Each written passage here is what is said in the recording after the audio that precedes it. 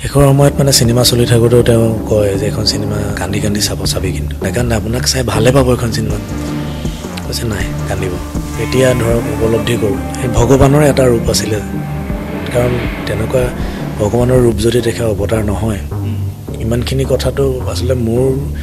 মানে এতিয়াৰ মোৰ জীৱনটোত চাগে মই দেখা নাই কেতিয়াও এনেকুৱাকৈ মিলি যোৱা তেওঁ নিকৰীয়া নিজৰ কথাবোৰ ইমান মিলি যোৱা কেতিয়াও হ'ব নোৱাৰে কাৰণ তেওঁৰ ভগৱানৰ এটা ৰূপ হ'বই লাগিব অৱতাৰ মানে মোৰ বিশ্বাসটো এতিয়াও নাই হোৱা যে তেওঁ নাই আৰু সেইটো চাগে মই মৰালৈকে নহ'ব তেখেত নাই বুলি যেতিয়াই মানে এনেকুৱা লাগে যেন তেওঁ আহি যদি কৈ দিব এই গালি পাৰিব এই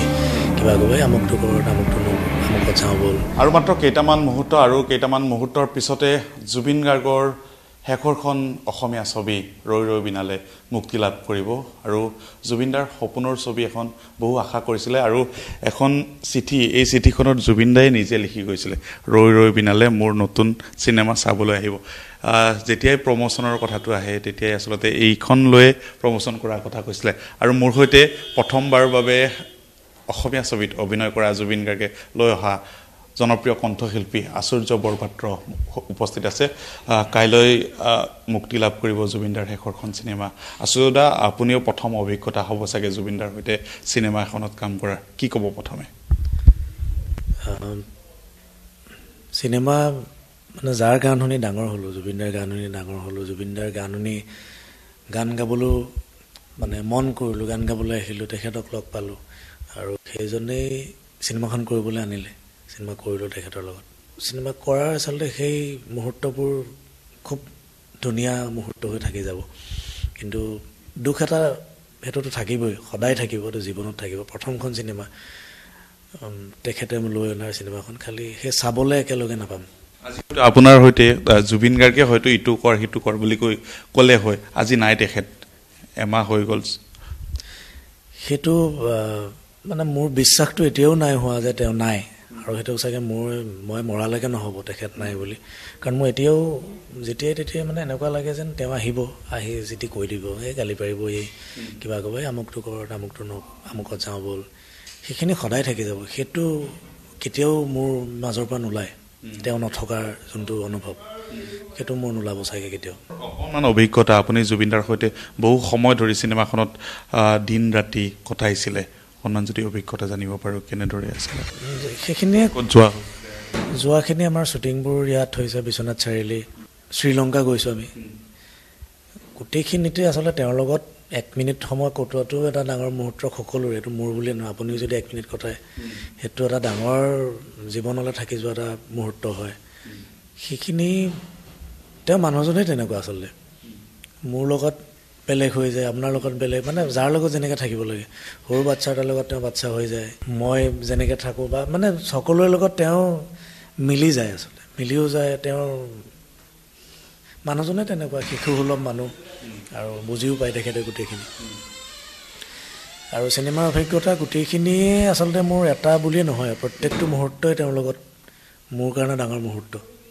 শুই উঠাৰ পৰা আমি য'ত যোৱালৈকে ৰাতিপুৱা শুই উঠাৰ পৰা ব্ৰেকফাষ্টৰ পৰা ৰাতি শুৱালৈকে প্ৰত্যেকটো মুহূৰ্তে মোৰ কাৰণে স্মৰণীয় শেষৰ সময়ত মানে চিনেমা চলি থাকোঁতেও তেওঁ কয় যে এখন চিনেমা কান্দি কান্দি চাবি কিন্তু মই আৰু ধেমালি কৰোঁ আমি দুইজনে ধেমালি কৰোঁ যে কেনেকৈ কান্দিবনো ইমান ধুনীয়া হৈছে আপুনি ইমান ধুনীয়াকৈ অভিনয় কৰিছে আৰু ভালে পাব তাৰপিছত মই বোলো মোলৈহে ভয় লাগে কৈছে কেলৈ মই বোলো মই অভিনয় আপুনি এক্টিং কৰালে মানুহে গালি পাৰিলে কি কৰিম মই বোলো এক্টিং কৰিব নাজানো এই নাই ভাল পাব মোক ভাল বোলো আপুনি জুবিন গাৰ্গ আপোনাক কিন্তু ভাল পাবই আপুনি ভাল অভিনয় কৰিছে সেইখিনি মানে ইমান ধুনীয়াকৈ তেওঁ আমাক ধেমালি কৰি কথাবোৰ কয় কিন্তু সেই কথাটো যেতিয়া মই কৈছিলোঁ যে অসমীয়া মানুহ নাকান্দে আপোনাক চাই ভালে পাব এখন চিনেমাত কৈছে নাই কান্দিব কিন্তু এতিয়া ধৰক উপলব্ধি কৰোঁ এই কথাবোৰনো কিয় কৈছিলে তেওঁ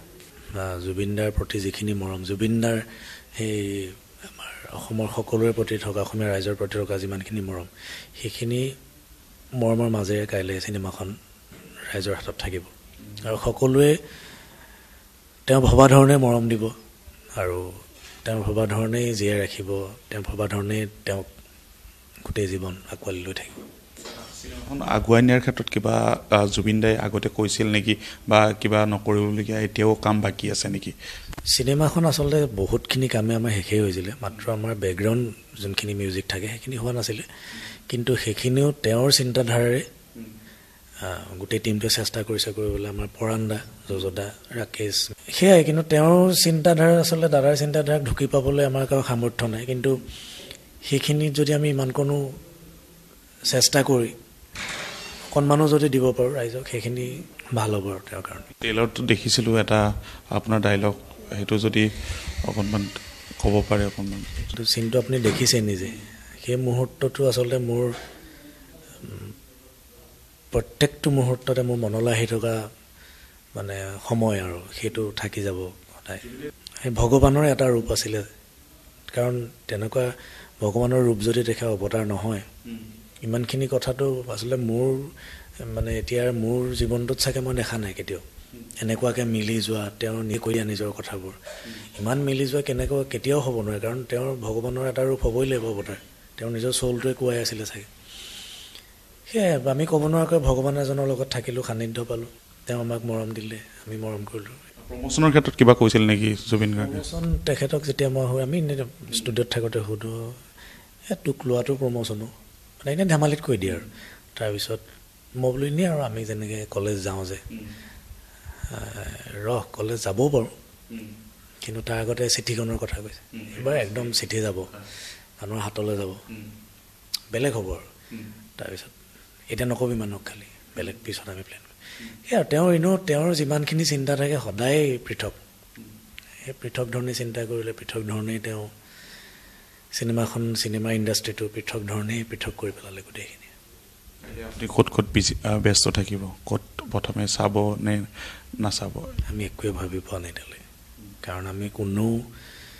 মানে আপুনি যাকে সুধিলেও চাগে এইটোৱে হৈ আছে মনত আমি কেনেকৈ চাগে কি কৰিম কাইলৈ আমি নাজানো সেইটো আমি কাইলৈ গম পাম আমি চায়ে আছোঁ কাৰণ এডিটিঙৰ পৰা আমি গোটেইখিনিতে আছোঁ চায়ে আছোঁ হলত আমি কেনেকৈ চামগৈ চাগে সেই শক্তিখিনি গোটাব লাগিব আজি হয়তো জুবিন গাৰ্গৰ ওচৰতে আশ্চৰ্য বৰপাত্ৰ বহিল হয় প্ৰিমিয়াৰ শ্ব' হ'ল হয় বা চিনেমাখনৰ লগতে আপুনি শদিয়াৰ পৰা ধুবুৰীলৈকে ঘূৰিলে হয় চিনেমাখনৰ কামত সেইখিনি হেঁতেনটো আচলতে মই ভাবোঁ যে তেওঁ আমাৰ লগত আছেই তেওঁ চাই আছে তেওঁ লগত কটাই আছে আমাৰ লগত সময় আৰু তেওঁৰ আশীৰ্বাদ তেওঁৰ লগত থকাৰ কাৰণেই চাগে ইমানখিনি সম্ভৱ হৈছে কাইলৈ মুক্তি লাভ কৰিব আৰু গোটেই টীমটোৱে আপোনালোকে ইমান কষ্ট কৰিছে আমাৰ গোটেই টীমটোৱে ইমান কষ্ট কৰিছে চিনেমাখন উলিয়াই দিব পাৰিছে অকল তেওঁৰ কাৰণে তেওঁৰ লগত আছে কাৰণে হৈছে আৰু কাইলৈ চালেও তেওঁৰ লগতে থাকিব তেওঁ জুবিনদা হৈ ক'বলৈতো অধিকাৰী নাই কিন্তু জুবিনদাৰ ৰাইজৰ যিখিনি মৰম আছে এই মৰমৰ মাজত মোৰ কথাটো নাহে ক'বলগীয়া একো কথাই নাই কাৰণ অসমীয়া ৰাইজেও জানে জুবিনদাই কিমান ভাল পায়